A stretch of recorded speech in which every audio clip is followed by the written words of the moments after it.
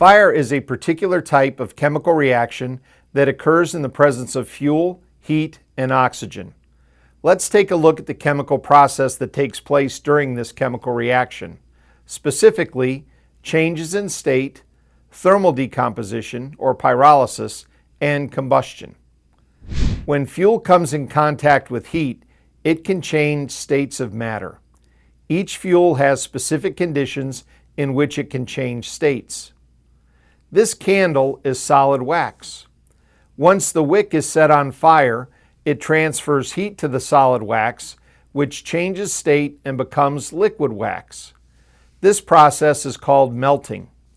The wax still has the same chemical composition, but it is in a different state of matter. As the fire continues, the heat continues to transfer to the liquid wax.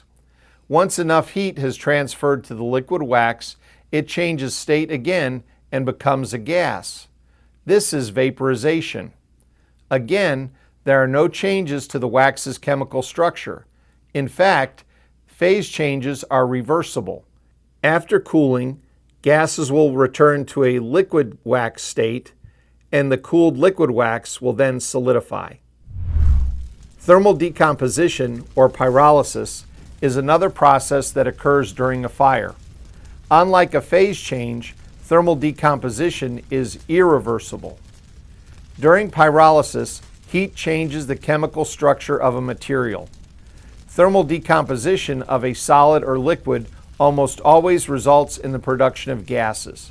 For example, when wood pyrolyzes, it creates char and emits fuel gases and flammable vapors. Combustion occurs between a fuel and an oxidant, usually oxygen in the air. When flammable gases or vapors mix or diffuse with oxygen in the air, we have an air-fuel mixture that can burn when ignited. Diffusion flame burning is the most common sustained burning mode in the types of fires you will see on the job, such as structure or vehicle fires.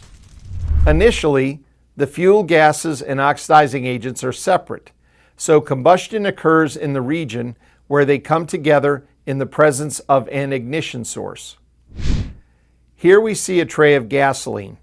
Gasoline generates fuel gases at room temperature. Once an ignition source is brought into contact with the air-fuel mixture above the pan, we have all the components needed for combustion and the fire begins.